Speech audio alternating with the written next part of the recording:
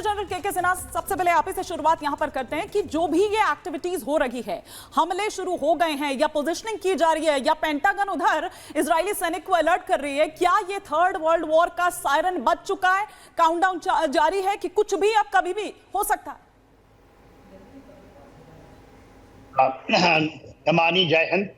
देखिए, आपने सवाल आपका है कि यह थर्ड वर्ल्ड वॉर की घंटी है कि थर्ड वर्ल्ड वॉर तो बहुत दूर है मेरे अनुसार। ये हाँ, वर्ल्ड एज वॉर में जो हमारे बहुत सारे जो फ्रिक्शन पॉइंट हैं उसके ऊपर में आप देख रहे हैं, खास करके वेस्ट एशिया यदि आप कहते हैं, मेडिटेरियन को लेते हैं और जब हम यूरोप में जाते हैं ट्रांस अटलांटिक एरिया में, तो एक सेंटर ऑफ ग्रेविटी आप सिर्फ देखते हैं, मतलब दोनों जगह आग लगी है। इसलिए आपने सवाल किया है और आपकी सवाल वाजिब है। और इसके अलावा जो आप देखते हैं इंडो पैसिफिक में कि क्या ये वर्ल्ड वॉर के लिए कोई खेमे में बट रहे हैं, तो देखिए यहाँ पर आप वेस्ट एशिया में अब अमेरिका को एक लगता है कि जो इजराइल कर रहा था उसको एक अपॉर्चुनिटी, क्योंकि जब अफगानिस्तान से निकला था, मैं थोड़े बड़े ऊपर की बातें कर रहा हूं, तो उसने एक स्ट्रैटेजी बनाई थी, उसको अब द स्ट्रैटेजी अमेरिका ने कहा था कि हम डायरेक्ट इन्वॉल्वमेंट नहीं करेंगे। मेरे ख्याल से उसको इसकी खामियाजा भुगतनी पड़ी और जो गैप आया था वेस्ट एशिया में उसको भरने के लिए खास करके चाइना इस जगह बहुत अपने $4 ने किया है 25 सालों के लिए ईरान के साथ। और देखिए जिस तरह से हमास के और वहां पर ग्रुप से उसने समझौता कराने की चेष्टा की है। ये एक पहले तो फ्रंटलाइन होता है और एक देखिए आप जो ये कर रहे हैं जो टेररिज्म के साथ में, जो इंडिया के साथ भी चाइना करना चाहता है। तो ये जो चीज है इसको डिफीट करने के लिए इजराइल ने जो बेड़ा उठाया है उसमें आज ऐसी स्थिति बनी है कि इजराइल का पलड़ा बहुत भारी हो गया और वो करके ही छोड़ेगा। हम लोग की बात करते हैं, ईरान के अंदर में इतना प्रॉब्लम हो चुका है कि IRGs के टॉप कमांडर्स मारे गए हैं, कासिम सुलेमानी से लेकर अब तक। इसके अलावा अभी अयतुल्लाह खुमानी साहब अकेला बच गए, 86 ईयर, उनका सक्सेशन नहीं मिल रहा है। रईसी साहब मारे गए हैं, आने वाले अभी जो प्रेसिडेंट है वो माना जाता था कि वो सॉफ्ट है मगर वो दिखा। तो देखिए आप किसी भी बिल्कुल, और साथ साथ जो स्थिति है सर, वो ये समझ में आती है, ये इंगित करती है कि इजराइल के पास एक ही रास्ता है, मरो या मारो, और इजराइल उसी के लिए लड़ रहा है। पिछले 1.5 साल से हम ये स्थिति देख रहे हैं। आपसे ये समझना चाहूंगी शैलेंद्र जी कि जिस तरीके से हमने पहले भी देखा था जब नेतन्याहू ने साफ तौर पर यह कह दिया था कि हमास को हम बख्शेंगे नहीं, लेकिन उस वक्त भी हिजबुल्लाह साथ में खड़ा हुआ था, ईरान साथ में खड़ा हुआ था, पूरा जो थर्ड फ्रंट वॉर देखने को मिल रहा था वही स्थिति एक बार फिर से बन गई है। इसके पहले हमने देखा अजरबैजान भी भिड़ा हुआ था, उसके बाद हमने देखा रशिया यूक्रेन का युद्ध चल रहा था और उसके साथ ही फिर ये शुरू हो जाता है इजराइल का हमास से। लेकिन थर्ड वर्ल्ड वॉर क्या हम इसे कहें, क्योंकि बार बार हमें ये स्थिति अलग अलग जगह पर देखने को मिलती है, खुल के कोई सामने नहीं आता है लेकिन पीठ पीछे से सब साथ में खड़े हैं। जय हिंद, आप बिल्कुल सही कह रहे हैं कि world is already at war. एक फॉर्मल डिक्लेरेशन ज़रूर बचा हुआ है और मुझे नहीं लगता, ये मेरी अपनी असेसमेंट है, कि ईरान के अकेले कहने से world will go to a different war. होगा क्या, एक बड़ा एक्शन होना है। क्यों हम तैशा वाले दिन को एक्सपेक्ट कर रहे हैं? क्योंकि वो इजराइल का मॉर्निंग डे है, वो उस दिन अपने फर्स्ट और सेकंड टेम्पल के डिस्ट्रक्शन होने पर मॉर्निंग करते हैं और 12 और 13 इसलिए टारगेट डेट ली जा रही है कि उस दिन ज़रूर वो कुछ बड़ा करेंगे। वो बड़ा क्या हो सकता है? वर्ल्ड वॉर नहीं हो सकती 12-13 तारीख को, ये मैं आपको गारंटी दे देता हूं।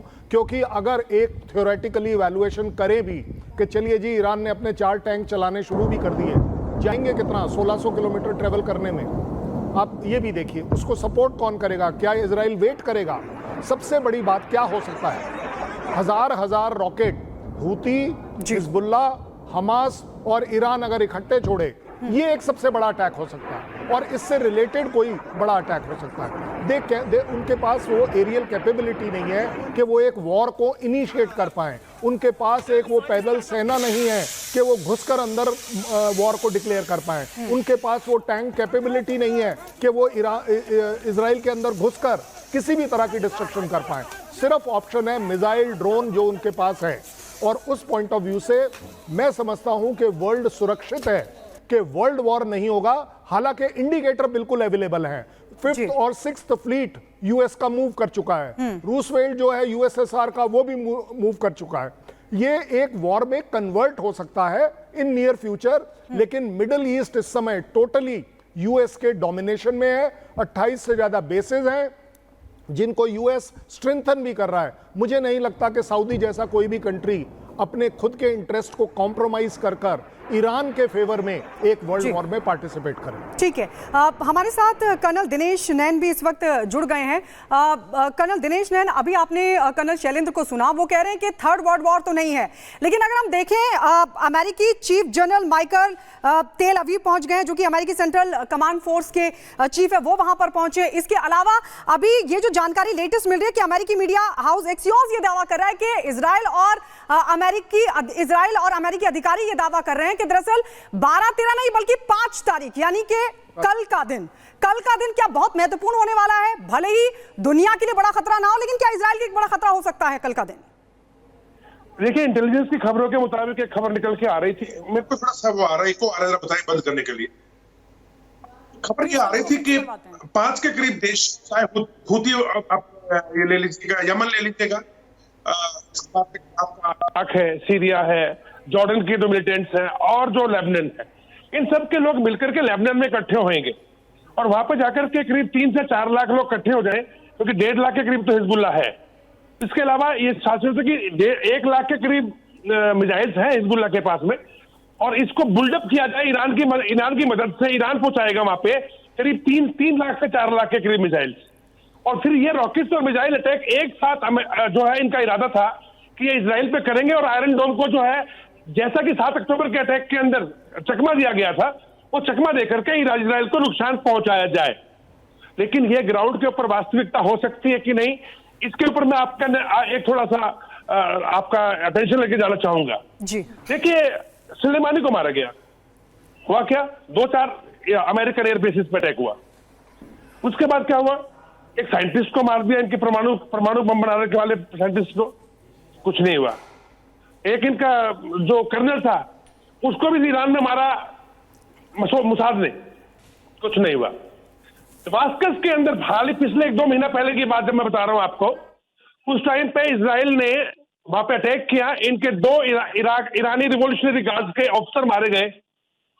इन्होंने फिर क्या किया, 200 से 300 वहां पर जो है रॉकेट या कह लीजिएगा कि ड्रोन अटैक मारा, पर कोई भी ड्रोन अटैक क्या सीरियसली किसी टारगेट पे लगा? ये शो करता है ईरान का एक्चुअली में उसके अंदर कितना दम है। मैं आपको माफी के साथ रोक रही हूं सर, क्योंकि ऑडियो में क्लैरिटी नहीं है। मैं एक बार हम आते हैं, उसको फिक्स करवाते हैं, मैं लौटूंगी आपके पास, लेकिन इस बीच हमारे सहयोगी गणेश भी हमारे साथ जुड़ गए हैं। तब तक पीसीआर प्लीज आप वो ऑडियो ठीक कर दीजिए। गणेश, ये बताया जा रहा है कि यहाँ दिल्ली में इजरायली जो एम्बेसी है वहां पर सुरक्षा बढ़ा दी गई है, क्या इस वक्त अभी आपको अपडेट मिल रहे हैं? क्योंकि ये देखिए, ये तमाम एक्टिविटीज है जो ये कह रही है कि कुछ बड़ा होने वाला है, उसकी आहट सुनाई दे रही है, दिखाई दे रहा है। देखिए, इजराइल और ईरान के बीच जिस तरीके से तनावपूर्ण की स्थिति है, उसको लेकर यहाँ पर दिल्ली के अंदर जो इजराइल की एम्बेसी है वहाँ का पूरी तरीके से सुरक्षा के पुख्ते इंतजाम कर दिए गए हैं। ये देखिए, पहले यहाँ करीबन 3 लेयर में बैरिकेडिंग की गई। पहला लेयर है, उसके बाद ये दूसरी लेयर है, उसके बाद एक जो इजराइल एम्बेसी है वहाँ पर बैरिकेडिंग की लेयर। विजय में सीपी सिंह आपको दिखाएंगे जूम करके कि कितनी दूरी पर हम लोग अगर बात भी कर रहे हैं, अपनी खबर भी पहुँचा रहे हैं, तो करीबन 300 से 400 मीटर की दूरी पर हमें खड़ा कर दिया गया है और कहा जा रहा है कि आप उतनी दूरी से रहकर आप बता सकते हैं। और सामने देख रहे हो कि वो बैरिकेडिंग लगाई, और वहां पर जो गेट है इजराइल एम्बेसी का, वहां पर भी करीबन 2 से 3 लेयरिंग की बैरिकेडिंग की गई है। पुलिस के जवान वहां पर सुरक्षा के लिए मुस्तैद है कि जिससे कि कोई भी परिंदा भी यहां पर पर ना मार सके, क्योंकि जब से तनावपूर्ण की स्थिति है इसी तरीके की स्थिति है। और करीबन ये आज की स्थिति नहीं है, और जब से हमास की जिस तरीके से हमला हुआ था उसके बाद उसकी मृत्यु हुई थी, उसके बाद और सुरक्षा के यहाँ पर पुख्ते इंतजाम किए गए हैं। और पिछले करीबन अगर देखा जाए तो पिछले करीबन 8-10 महीनों से जिस तरीके से जो तनावपूर्ण की स्थिति बनी हुई है इजराइल एम्बेसी के बाहर दिल्ली में जो स्थित है, इसी तरीके से लगातार कई लेयरों में बैरिकेडिंग है। और इस इलाके में कि अगर कोई व्यक्ति खड़ा भी हो जाता है इस सड़क पर तो बाकायदा पुलिस ये पूछती है कि आप किस लिए खड़े हैं, क्या कारण है, खड़े होने की तक की भी इजाजत नहीं है सड़क पे। यानी आप इससे ही अंदाजा लगा सकते हैं इजराइल और ईरान की भारत से कितनी दूरी है फिलहाल। लेकिन अब दिल्ली में जो इजरायल का जो दूतावास है वहां पर सुरक्षा के किस तरीके से पुख्ता इंतजाम किए गए हैं कि यहां पर किसी भी तरीके के यहां पर कोई भी चीजें घटना घटित ना हो सके, सुरक्षा के यहां पर पूरी तरीके से पुख्ता इंतजाम किए गए इजरायली दूतावास के बाहर। जी बिल्कुल, और ये तस्वीरें भी आप दिखा रहे हैं, लेकिन कर्नल शैलेंद्र मैं आपसे ये समझना चाहूंगी क्योंकि फिलिस्तीन को लेकर के हम देख रहे हैं जगह जगह पर समर्थन किया जा रहा है, फिलिस्तीन के लिए झंडे लगाए जा रहे हैं, प्रदर्शन किया जा रहा है, लेकिन इस सब के बीच दिल्ली में एम्बेसी के बाहर सुरक्षा व्यवस्था बढ़ा देना, घेरा बढ़ा देना, क्या समझा जाए इसे? क्या भारत में भी कुछ बड़ा हो सकता है एम्बेसी के बाहर? इसको बोलते हैं mature steps, calculated mature deterrent steps. कृपया कर पैलेस्टीन की एम्बेसी के बाहर भी देख लीजिए, वहां पर भी बैरिकेड लग गए हैं। ये मैं आपको खबर दे रहा हूं आज सवेरे की, 3 लेयर लगे हैं, 1 लेयर लगे हैं, बड़ी बात नहीं है। इंडिया इस डिस्प्यूट में नहीं आना चाहेगा कि दिल्ली के अंदर किसी भी एम्बेसी के ऊपर किसी भी तरह का अटैक हो जाए, क्योंकि बदनामी आपके कंट्री को मिलती है। ईरान इस समय एक्चुअली खमेनी की जो मेन चिंता है वो हानिया मरना नहीं है, उसकी मेन चिंता है पूरी दुनिया में कि मेरे महल से 100 मीटर दूर उस आदमी को आपने मार दिया जो मेरा गेस्ट था, जो IRGC का गेस्ट रूम में रह रहा था। सबसे अच्छा काम अगर इंडिया कर रहा है इस समय कि चुप रहकर। संभव था, क्योंकि आप ये देखिए कि राष्ट्रपति भवन के ऊपर ड्रोन उड़ रहे हैं, और आप ये देखिए कि कितना मतलब जो आप यहाँ पर बात कर रहे हैं कि कितना कंट्रोल्ड वे में ऐसे कौन सी मिसाइल थी जो वो सिर्फ उसी कमरे के अंदर, मतलब सिर्फ उसका और उसका ड्राइवर ही मारा जाता है, इसमें बाकी कहीं कुछ नहीं होता है। इस तरह के सवाल भी हैं सर। देखिए, सबसे बड़ी बात है, इसी को हम कहते हैं precision attack, precise intelligence, surveillance, continuous surveillance, live surveillance जिसको मैं कहता हूं, तब आप इस तरह की स्ट्राइक कर पाते हैं। अगर आज इंडिया दिल्ली में इजराइल के दूतावास को 300 मीटर के सर्कल का एक प्रोटेक्शन दे रहा है, वो इसीलिए दे रहा है कि हमारी धरती के ऊपर किसी भी तरह का कोई डिस्प्यूट खड़ा ना हो जाए, क्योंकि बहुत बढ़िया बात यह है कि हमने पैलेस्टीन को रिकॉग्नाइज किया है, बट हमारा इजराइल सबसे बड़ा अच्छा दोस्त भी है।